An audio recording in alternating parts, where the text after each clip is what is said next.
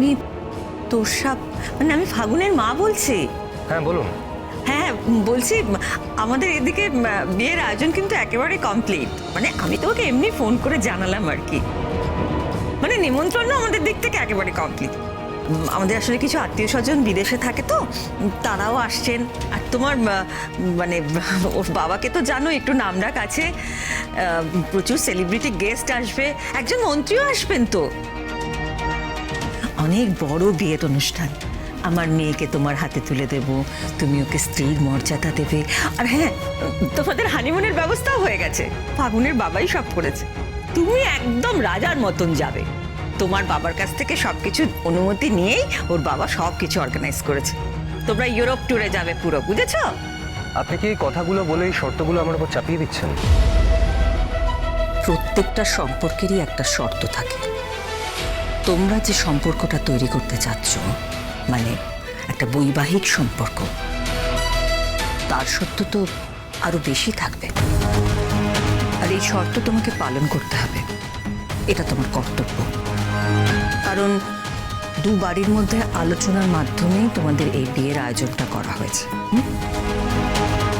আশা করি পান পাতা সরিয়ে শুভদৃষ্টির সময় আমার মেয়ে যেন তোমার চোখে দেখতে পায়, যেন সামনে কোনো মানুষ নেই সেটা যেন না হয়, যেন শূন্যতা আছে ওর সামনে সেটা না হয়, যেন আমার মেয়েকে চোখের জলে বাকি জীবনটা কাটাতে না হয়, যেন আমার মেয়ের লগ্নভ্রষ্টা না হয়। একটু আগেই তোমার বাবার সঙ্গে কথা হলো। তোমার বাবা কথা দিয়েছেন ঠিকই, কিন্তু তবু আমার মনটা কেমন খচখচ করছিল ভীষণ। তাই তোমাকে ফোনটা করলাম, ভুল ত্রুটি মার্জনীয়। রাখছি। এক মিনিট, এত শর্ত তো আমি বইতে পারবো না। মানেটা না হয় আপনাকে পরে বোঝাবো। মানে আপনার বাড়িতে হয়তো আমি বরের পোশাকে পৌঁছবো, মানে যেমনটা হয় আর কি, টোপর টোপর পরে। কিন্তু আমার ওই শুভ দৃষ্টি বা ওইসবে আমার কোনো আগ্রহ নেই। শুধু হবে সিঁদুরদান। আমি ঠিক বুঝতেই পারছি না। পরে বুঝিয়ে দেবো আপনাকে। রাখছি। হ্যালো হ্যালো, কি বললো? শেষের কথাগুলো কি বললো আমি না সত্যি ঠিক বুঝতে পারলাম না। এলোমেলো লাগলো, গোলমেলে কথাবার্তা। ভয় করছে, আমার মনে হচ্ছে বিয়েতে না কিছু একটা সমস্যা হচ্ছে না।